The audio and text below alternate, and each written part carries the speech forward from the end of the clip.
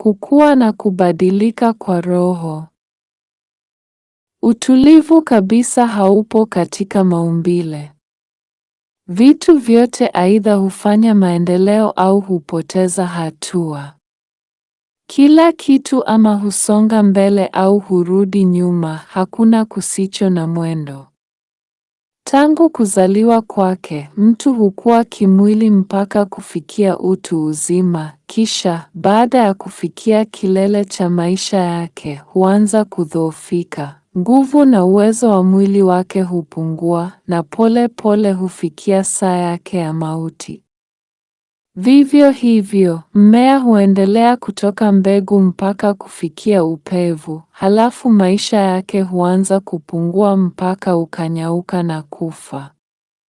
Ndege hupaa hadi upeo fulani na afikapo kipeo cha juu kabisa cha kuruka kwake, huanza kushuka kurudi ardhini. Kwa hivyo ni dhahiri kwamba maendeleo ni lazima kwa maisha yote. Vitu vyote vya kimwili huendelea hadi kiwango fulani, halafu huanza kuchakaa. Hii ndiyo sheria inayotawala muumbo wote wa vitu vya kimwili. Sasa hebu tufikirie juu ya roho. Tumeona kwamba maendeleo ni lazima kwa maisha, hakuna chenye uhai ambacho hakina mwendo. Muumbo wote, uwe wa ufalme wa madini, mimea au wanyama hulazimika kutii sheria ya mwendo, lazima ama hupanda au kushuka. Lakini kwa roho ya mwanadamu hakuna kuharibika. Maendeleo yake pekee ni kuelekea kwenye ukamilifu, kukua na kuendelea pekee hufanya mwendo wa roho. Ukamilifu mtakatifu hauna mwisho, kwa hivyo kuendelea kwa roho pia hakuna mwisho. Tangu kuzaliwa kwake mwanadamu, roho huendelea, akili hukua na ujuzi huongezeka. Mwili unapokufa, roho huendelea kuishi. Daraja zote tofauti za viumbe vyenye uhai zina mipaka, lakini roho haina mipaka. Katika dini zote kuna dhana inayoaminiwa kwamba roho hubaki baada ya kifo cha mwili. Maombezi hufanywa kwa wapendwa waliokufa, sala husemwa kwa ajili ya maendeleo yao na kwa ajili ya msamaha wa dhambi zao. Kama roho ingeangamia pamoja na kiwiliwili, yote haya yasingekuwa na maana yoyote.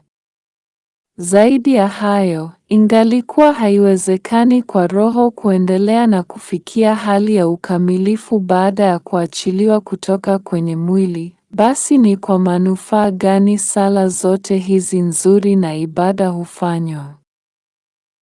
Tunasoma katika maandiko matakatifu kwamba kazi zote njema hupatikana tena. Sasa basi, kama roho isingaliishi, hii pia isingekuwa na maana yoyote. Ukweli ule kwamba kwa tabia yetu ya kiroho, ambayo kwa hakika hatukupewa pasipo maana, inatusukuma kusali kwa ajili ya hali njema ya wale wapenzi wetu, ambao wameupita ulimwengu wa kimwili. Je, haya hayathibitishi kuendelea kuishi kwao? Katika ulimwengu wa kiroho hakuna kurudi nyuma. Ulimwengu wa mauti ni ulimwengu wa mabishano, wa kupingana, mwendo ukiwa ni wa lazima, kila kitu lazima kiende mbele au kirudi nyuma. Katika ufalme wa roho hakuna kurudi nyuma kunakowezekana, mwendo wote unalazimika kuelekea kwenye hali ya ukamilifu. Maendeleo ni kielelezo cha roho katika ulimwengu wa vitu vya kimwili. Akili ya mwanadamu, uwezo wake wa kuhoji, ujuzi wake, mafanikio yake ya kisayansi. Haya yote yakiwa ni udhihirisho wa roho, hutwaa ile sheria isiyoepukika ya maendeleo ya roho, na kwa hivyo, ni vya lazima, vya milele. Matumaini yangu kwenu ni kwamba mtaendelea katika ulimwengu wa roho, kadhalika katika ulimwengu wa kimwili, kwamba akili zenu zitakuwa, ujuzi wenu utaongezeka na fahamu zenu kupanuka. Lazima msonge mbele daima, kamwe msisimame kimya, muepukane na kutulia, hatua ya kwanza ya kurudi nyuma, ya kuoza. Muumbo wote wa kimwili ni wenye kuangamia. Mili hii imetengenezwa kwa chembe chembe ndogo sana. Chembe chembe hizi zinapoanza kutengana, muozo huingia. Hapo huja kile tunachokiita kifo. Mtungo huu wa chembe chembe ambao hufanya mwili au sehemu ya mauti ya kiumbe chochote kilichoumbwa ni wa muda. Nguvu za mvuto ambazo ndizo zinazoshikilia pamoja chembe chembe hizi, zinapoondolewa, mwili kama ulivyo hukoma kuishi. Kwa upande wa roho ni tofauti.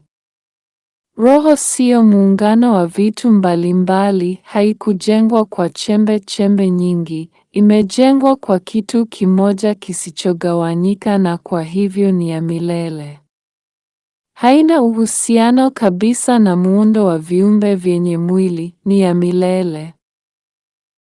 Utaalamu wa kisayansi umeonyesha kwamba kitu rahisi maana yake kitu kisichotengenezwa, hakiwezi kuharibika, ni cha milele. Roho ambayo haikutengenezwa na vitu vya asili, kwa tabia ni kama kitu rahisi cha asili, na kwa hivyo haiwezi kukoma kuishi. Roho ikiwa ni kitu kisichogawanyika, haiwezi kutawanyika wala kuharibika, kwa hivyo hakuna sababu ya kumalizika kwake. Vitu vyote vinavyoishi huonyesha ishara za kuishi kwao, na inafuata kwamba ishara hizi zenyewe zisingekuwepo kama kile zinachokidhihirisha au ambacho kwacho hukithibitisha kisingekuwa na uzima. Kitu kisichokuwa na uzima hakiwezi, bila shaka, kutoa ishara ya kuwepo kwake. Ishara nyingi za kuwepo kwa roho zipo daima mbele ya macho yetu. Dalili za roho ya Yesu Kristo, matokeo ya mafundisho yake matakatifu, zipo pamoja nasi hivi leo na ni za milele.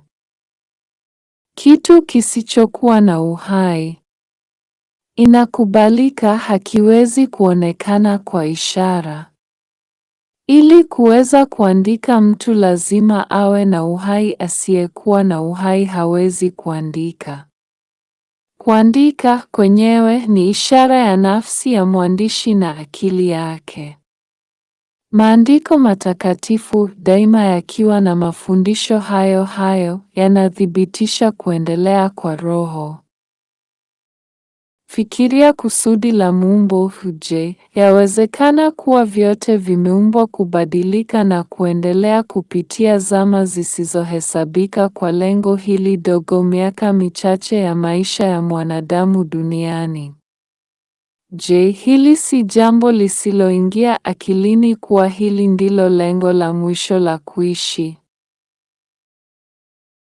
Madini hukua mpaka kufikia hali ya kumezwa katika maisha ya mmea. Mmea huendelea mpaka mwishowe unapoteza maisha yake kwa yale ya mnyama. Mnyama, kwa zamu yake, akiwa ni sehemu ya chakula cha mwanadamu, humezwa kwenye maisha ya mwanadamu. Kwa hivyo, mwanadamu anaonyeshwa kuwa ndiye jumla ya muumbe wote, mkuu kabisa kwa viumbe vingine vyote, lengo ambalo kwalo zama zisizohesabika za uhai zimeendeleza. Kwa ukomo wa bahati, mwanadamu huishi kwa miaka 90 hapa duniani, muda mfupi kabisa kwa kweli. Je, mtu hukoma kuishi anapowacha mwili? Kama maisha yake hufikia mwisho, basi maendeleo na mabadiliko yote ya nyuma hayana maana, yote yamekuwa bure. Je, kuna yeyote anayedhani kuwa uumbaji hauna lengo kubwa zaidi kuliko hili? Roho ni ya milele. Haifi. Wale wasioamini kuwepo kwa Roho husema, "Iwapi Roho? Ni kitu gani hiki? Hatuwezi kuiona wala kuigusa." Hivi ndivyo tunapaswa kuwajibu. Kwa namna yoyote madini yatakavyoweza kuendelea, hayataweza kuufahamu ulimwengu wa mimea. Sasa basi, kule kutofahamu hakuthibitishi kutokuwepo kwa mmea. Kwa daraja lolote kuu ambalo mmea utakavyoweza kukua, hauwezi kuufahamu ulimwengu wa wanyama. Ujinga huu sio uthibitisho kwamba mnyama haishi. Mnyama hata afikie daraja la juu kabisa la maendeleo, hawezi kuwazia akili ya mwanadamu, wala hawezi kutambua asili ya roho yake. Lakini tena hii haithibitishi kwamba mwanadamu hana akili au hana roho. Inaonyesha tu hili kwamba namna moja ya uhai haiwezi kuielewa namna nyingine ya uhai iliyo juu kuliko ile yake yenyewe. Pengine ua hili halielewi kuwepo kwa kiumbe kama mwanadamu, lakini ukweli wa ujinga wake hauzuii kuwepo kwa mwanadamu. Hivyo hivyo, kama wasioamini kuwepo kwa Roho wanaamini hivyo, kutoamini kwao hakuthibitishi kwamba hakuna ufalme kama ule wa ulimwengu wa roho. Kuwepo kwenyewe tu kwa akili ya mwanadamu kunathibitisha umilele wake. Zaidi ya hayo, giza huthibitisha kuwepo kwa mwanga, kwani pasipo mwanga hapawezi kuwa na kivuli. Umasikini unathibitisha kuwepo kwa utajiri, kwani bila utajiri, vipi tungeweza kupima umasikini? Ujinga unathibitisha kuwepo kwa ujuzi, kwani pasipo ujuzi vipi pangekuwa na ujinga? Kwa hivyo mawazo ya kufa huthibitisha kwanza kuwepo kwa umilele, kwani kama pasingekuwa na maisha ya milele, pasingekuwa na njia ya kupima maisha ya ulimwengu huu. Kama roho isingekuwa ya kudumu milele, vipi basi wadhihirishaji wa Mungu wangeweza kuvumilia majaribu ya kutisha kama hayo? Kwa nini Yesu Kristo aliteseka kwa kifo cha kutisha msalabani? Kwa nini Muhammad alistahimili mateso? Kwa nini alijitoa dhabihu kubwa, na kwa nini Baul alimaliza miaka ya maisha yake katika gereza? Kwa nini mateso yote haya yakafanyika, kama si kwa kuthibitisha maisha ya milele ya roho? Kristo aliteseka, aliyakubali majaribu yake yote kwa sababu ya umilele wa roho yake. Kama mtu atatafakari, atafahamu matokeo ya kiroho ya sheria ya maendeleo, jinsi vitu vyote vinavyoendelea kutoka katika daraja la chini kwenda la juu kabisa. Ni mtu asiye na akili tu ambaye, baada ya kuyafikiri haya yote, anaweza kuwaza kwamba ule mpango mkubwa wa ajabu wa Muumba ungeweza kukoma kuendelea kwa ghafla, kwamba maendeleo na mabadiliko yangefikia mwisho usiofaa. Wasioamini kuwepo kwa Roho ambao huwaza namna hii, na wanaoshindana kuwa hatuwezi kuuona ulimwengu wa roho au kuziona baraka za Mungu, wao kwa hakika ni kama wanyama wasio na fahamu. Wana macho lakini hawaoni, wana masikio lakini hawasikii. na kukosekana huku kwa kuona na kusikia si uthibitisho wa kingine bali uduni wao ambao kwao tunasoma habari zao katika Qur'an. Wao ni wale watu vipofu na viziwi kwa roho. Hawatumii ile zawadi kubwa ya Mungu, uwezo wa kuelewa ambao kwa uwezo wake wangeona kwa macho ya roho, wakasikia kwa masikio ya roho na pia kufahamu kwa moyo ulioangaziwa kwa kiu takatifu. Ule utovu wa uwezo wa akili wa mwenye kuamini kutokuwepo kwa roho kuelewa wazo la maisha ya milele si uthibitisho wa kutokuwepo kwa maisha hayo. Uelewa wa maisha hayo mengine hutegemea kuzaliwa kwetu kiroho.